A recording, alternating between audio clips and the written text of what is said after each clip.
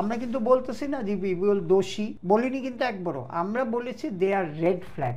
কিন্তু এটাও ঠিক যে সে টাকা পায়, এই টাকাটার আমি তো মালিক না রে ভাই। পিএমও এরিয়ায়, বাসে, হোটেলে they will not be allowed.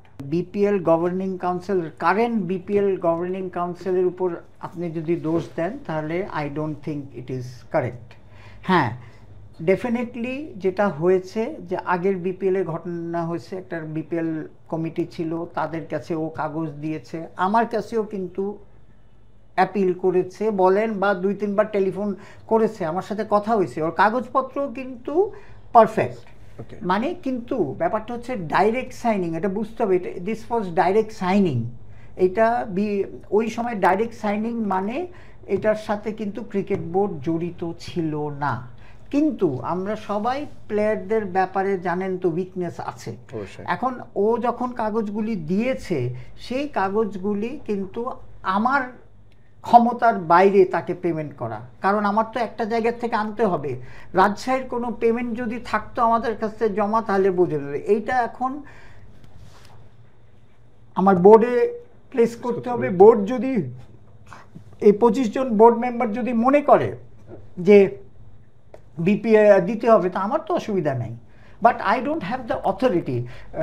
ও যেরকম করে আমাকে বলতেছে যে আই ডোন্ট হ্যাভ আ, আমি মাত্র 1.5 মাস হয়েছি নিয়েছি। ওর এই ব্যাপারে আমার সাথে ওর 2-3 বার কথা হয়েছে, কারেক্ট। কিন্তু আপনি কি ফোন ধরছেন না, বা আপনি কোনো রেসপন্স না, করছেন না? একটা ফোন রেসপন্স না, এটা ঠিক, এটা ফুললি ঠিক না। হ্যাঁ, আমি ব্যস্ত ছিলাম, ফোন ধরিনি, এই লাস্ট দিন ফোন ধরিনি ওর। বাট এর আগে তো আপনার সাথে, আপনার সাথে আমার কাছে আসে, দেখেন মিসড কল কখন পেয়েছে, আমি কল ব্যাক করেছি, উই হ্যাড আ ডিসকাশন। এটা ও বলতে পারবেন না যে আমার সাথে গত 1 মাসে কথা হয়নি, কারণ আমি তো মাত্র 1.5 মাস আগে এটা টেক ওভার করেছি। আমি বলছি যে তোমার এটা আমার ক্ষমতার বাইরে, I have to take it to the board.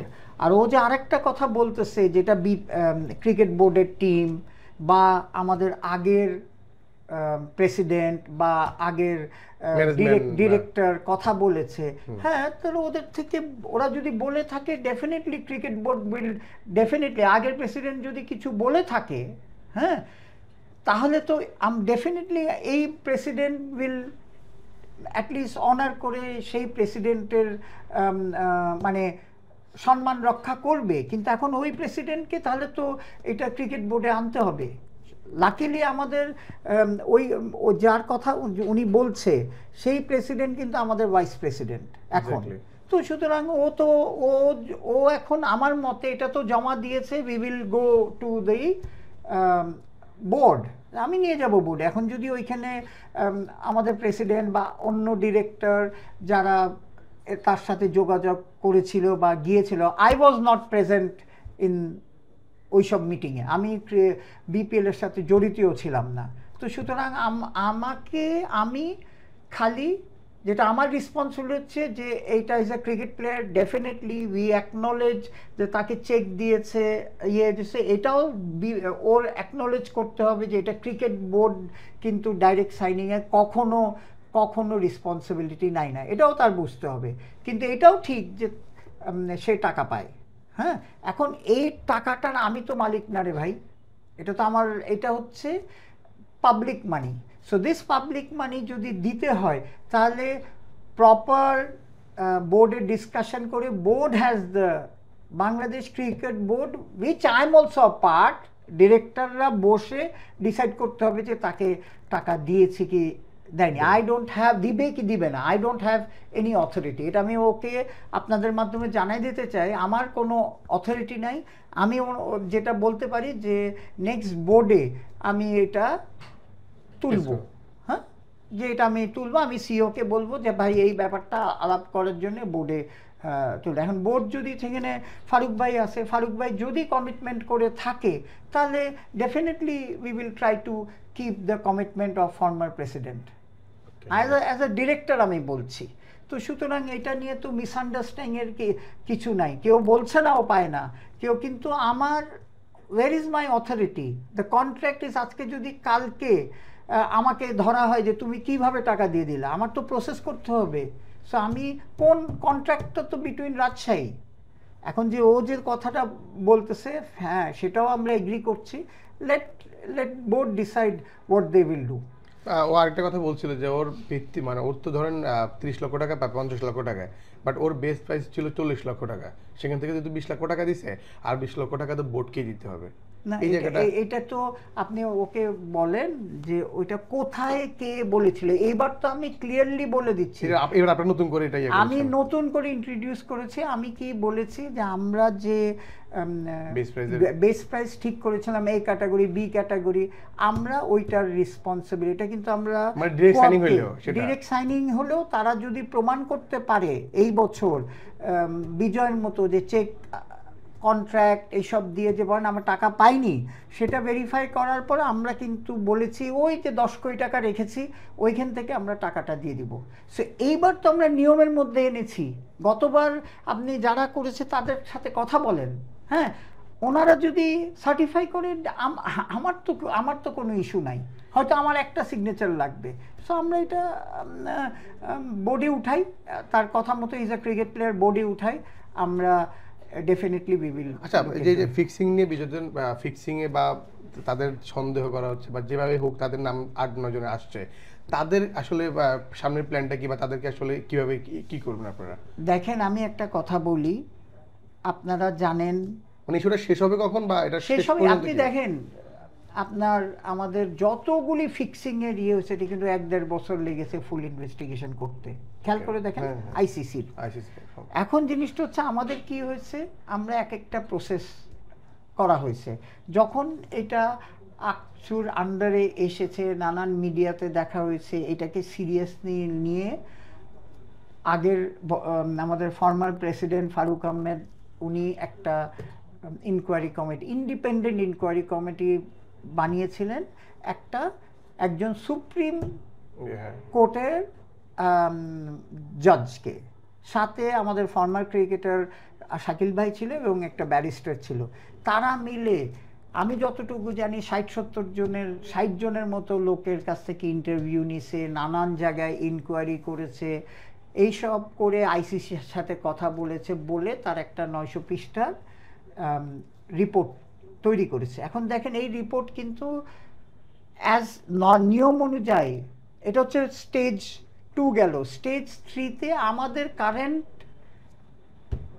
Anti corruption unit যেটা সেই তাদের কাছে কিন্তু দিয়ে দেওয়া হয়েছে। আমি জানিও না যে কার নাম আছে কি আছে, অ্যান্টি করাপশনের ইউনিটে আছে, তারা এটা পড়ে একটা আমাদের বোর্ডের কাছে একটা সাজেশন দিয়েছে, ঠিক আছে, যে দ্বারা সাম আর রেড ফ্ল্যাগ, ঠিক আছে।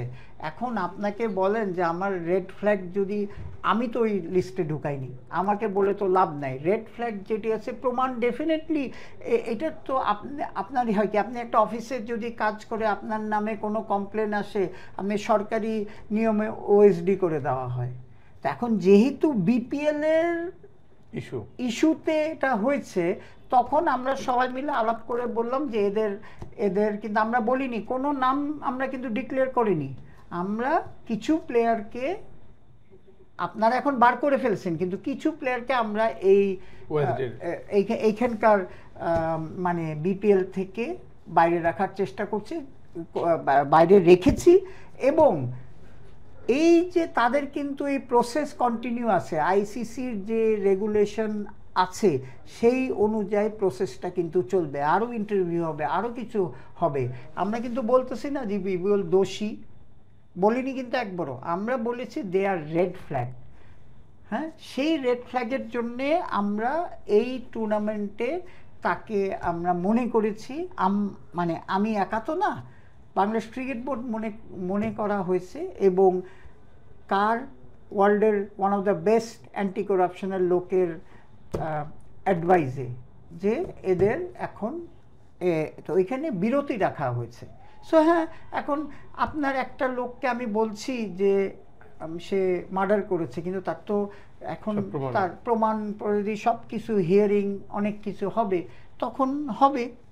আচ্ছা, একটা শেষ কথা বলি ভাই, যে শেষ প্রশ্ন এটাই, যে এই যে প্লেয়াররা তো ফিক্সিং এর রেড ফ্ল্যাগ হচ্ছে, কোনো মালিক পক্ষ বা যারা ওই সময় তো যুক্ত ছিল কারো না কারো দ্বারা তো যদি যুক্ত থাকেও, তাদের নিয়ে কি কোনো হ্যাঁ ভাই, আরেকটা জিনিস করা হচ্ছে যে আমরা অলরেডি গতকাল পেয়ে গেছি, আমরা বলেছি দেখেন আমরা কিছু কার্ড ইস্যু করি, যারা যারা বাসে ওঠে, যারা স্টেডিয়ামের ভিতরে, যেটা ড্রেসিং রুম টেসিং রুম এইসব জায়গায় ঘোরাফেরা করতে পারে, এরকম লোকদের লিস্ট চেয়েছি আমরা টিমের সাথে যারা জড়িত।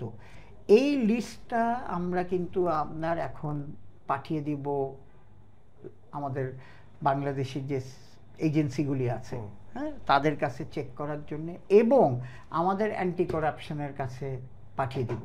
ওইখানে যদি কেউ রেড ফ্ল্যাগ থাকে তাদের আমরা অ্যাক্রিডিশন কার্ড ইস্যু করব না, তারা এই টিমের আশেপাশে আসতে পারবে, সেটা মালিক পক্ষের হতে শুরু করে যেই হোক যেই হোক, হ্যাঁ, তাদের বলে দেওয়া হবে যে তাদের এই জন্যেই আমরা লিস্টটা নিয়েছি। তো এখন এই লিস্টটা নিয়ে আমরা পাঠিয়ে দিব, যখন থেকে ওই লিস্টটায় আমরা রেড ফ্ল্যাগ লোক পাবো তাদের আমরা অ্যাক্রিডিটেশন কার্ড রিজেক্ট। তো এটা হলেই তাহলে আপনি বুঝতে হবে যে ওই সব লোক নিয়ে প্রবলেম আছে। আমরা তো এটাই করতে পারি, কারণ আমার তো কোনো অথরিটি নাই ওই লোকগুলির উপরে, সো বাইরে রাখতে হবে আমার, ওএসডি করে রাখবেন, ওএসডি মানে বাইরে রাখতে হবে। হবে। সো আমি তাদের অ্যাক্রিডিটেশন দিয়ে স্টেডিয়ামে না আসার ব্যবস্থা করতে পারি। গ্যালারিতে খেলা দেখলে সেটা তো I can't stop, she is a normal public, but যেসব পিএমও যেটাকে বলে, পিএমও এরিয়ায়, বাসে, হোটেলে, they will not be allowed.